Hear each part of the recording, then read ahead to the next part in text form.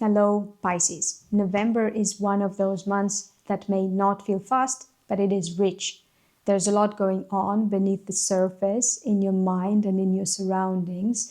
Some of it will inspire you, some will challenge your focus, but all of it helps you grow stronger roots for the more visible changes that will come next year. I am Nadia, the astrologer for people who do not necessarily believe in astrology, but who love hearing their monthly forecasts. And this is yours for November 2025.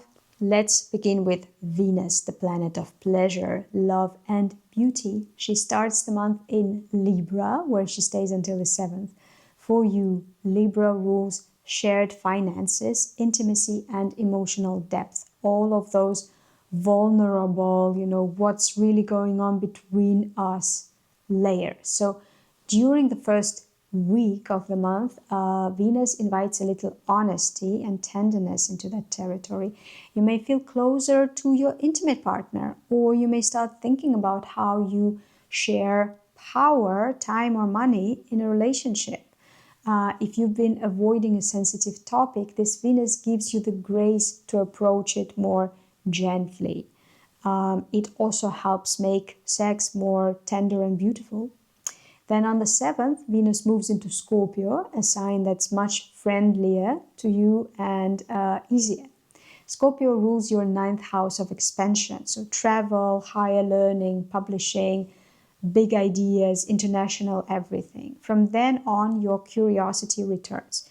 You may crave inspiration, a change of scenery, a book, a class, or simply new meaning in your daily life. Venus here makes everything you learn feel more attractive and fun.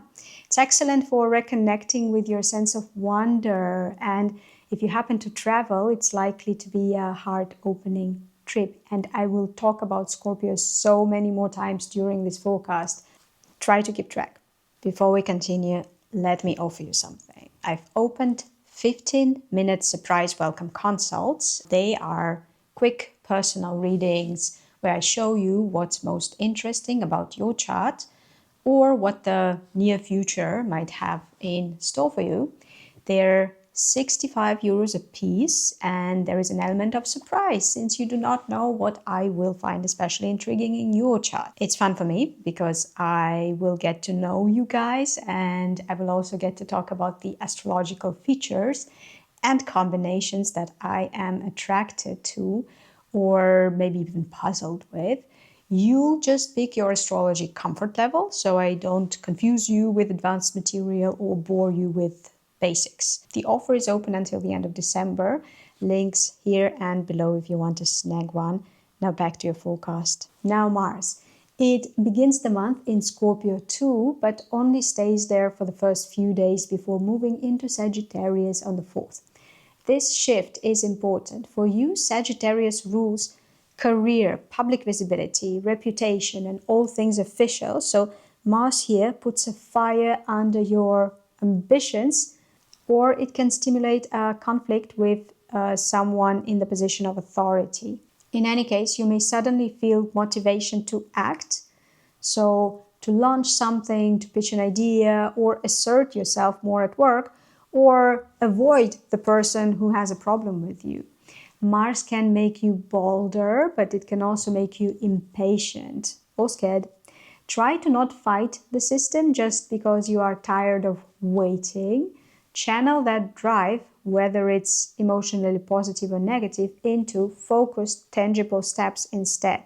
And keep in mind that in exactly this area of your chart, Mercury will turn retrograde very soon, about which I will talk soon. So do not try to come to the final solution in whatever issue arises in this area of your life. Full moon on the 5th of November lights up your area of communication, learning, logistics, intellectual labor, the part of life that deals with messages, movement, and everyday exchanges of information and messages. Around this time, something you have been studying, writing, or discussing could come to a head.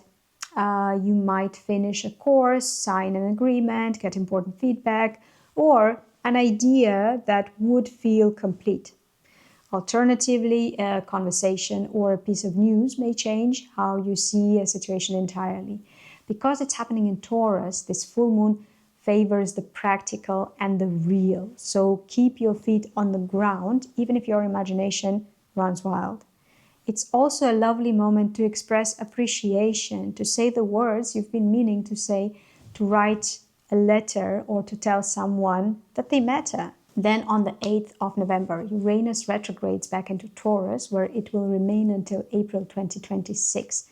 Now again, Taurus, where the full moon just happened, rules your communication and mental processing. So Uranus here is the planet of fresh ideas and unexpected insights. Since 2018, it has been changing how you think and speak, freeing you from outdated beliefs, making your mind more electric, making your thoughts more authentic and your voice as well. Now, as it returns for its last few months in Taurus, it gives you one more chance to solidify that progress. So maybe you have learned to express yourself differently, less apologetically, more originally.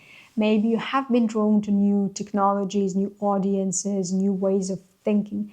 Uranus's final lap here helps you integrate those changes and maybe add a little bit of something new. So maybe like a flash of inspiration, maybe a little bit of a mental overload, or some thoughts that are surprising to people who are not you.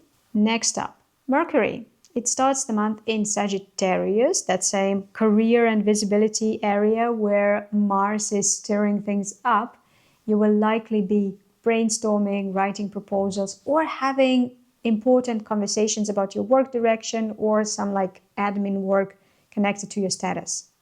But on the 10th of November, Mercury goes retrograde, and that means revisions. Plans may shift, communication may get messy, or you could realize that you need to rethink your strategy altogether.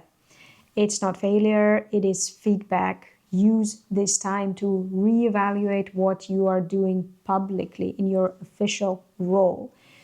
The story you tell about yourself, such things. Then on the 19th, Mercury retrograde slides back into Scorpio, where it will stay retrograde until the end of the month. This is when your focus moves from how do I look publicly to what do I believe. You may revisit something you once studied, read an important text, reconnect with a mentor or a teacher, philosophical questions, what do I stand for, what's worth my energy, may keep circling back. Maybe some ideas you need to move forward you will find abroad in some like international literature or experience. Now, Jupiter, the planet of growth, hope, and abundance, which has been traveling through Cancer since June, where it will stay until July 2026. In your chart, Cancer rules your house of joy, creativity, romance, and children. So Jupiter here is your reminder that life can be wonderful and joyful. It wants you to play more, to express yourself, to take creative risks, but growth in this area can also mean emotional exposure. You might be realizing what kind of love, joy, creativity truly nourishes you and what drains you, and it may paradoxically make you more vulnerable. On the 12th of November, Jupiter turns retrograde. This is an invitation to digest everything that's been happening since June in this connected to joy. So maybe you fell in love, maybe you started a creative project, maybe you discovered a new passion or a hunger for joy. But it all felt a little bit too fast, too much, like you are lacking the skills. Now, during the Jupiter's retrograde, this will be your chance to integrate. Again, think about what makes you genuinely happy, what do you want to invest your heart in. It slows down the tempo so you can align your enthusiasm and your hunger with reality. By March, when Jupiter moves direct again, you will be ready to move forward joyfully, but with clearer boundaries and better timing and a sense that you are more aligned. Now back to Scorpio, the sign that rules your house of higher learning, travel, faith, and sense-making and general expansion. After Mercury retrogrades back here on the 19th, there will be a new moon on the 20th that will open a new chapter in this same area. It's a meaningful new moon for you because it speaks directly to your worldview, your sense of purpose, your ideas about the world. You may begin a new study path, plan a trip, commit to sharing your knowledge more widely. Now, because Mercury is retrograde right next to this lunation, it's not the final version of your plan yet, more like the first draft of a bigger adventure or a loose definition of what you'd like to experience. There will be revisions or delays, but they will serve you in the long run. So this new moon is also opposed by Uranus in Taurus, which means that unexpected invitations, conversations, or opportunities, or your own new ideas could pop up around it. So maybe you hear from someone or get an idea that shakes up your beliefs. In any case, since the new moon is beautifully supported by Jupiter and Saturn and Neptune, any step you take now, even a small one, carries emotional meaning. You are aligning your outer path with your inner truth, and you can actually trust your intuition at this stage. And finally, just like last month, the sweetest part of the month will happen in its final 10 days when Venus and retrograde Mercury travel through the same late degrees of Scorpio as the new moon, forming harmonious trines with Jupiter in Cancer, Saturn and Neptune in Pisces, and that slightly rebellious opposition to Uranus. So in practice, this means deep, soulful conversations. Something about reconnecting with inspiring people from the past or reviving creative collaborations, rediscovering the joy of writing, reading, wondering about life again. Venus brings warmth to Mercury's introspection. So if the first half of the month felt confusing, this is when the meaning starts to settle in and attract you. Saturn in your sign helps you ground those realizations. Neptune keeps them inspired. It's a rare moment where heart and mind agree. So overall, November is your integration month. The external world still demands your attention, like work, travel, projects. But the deeper story is inner. You are refining your vision, your voice, your sense of purpose.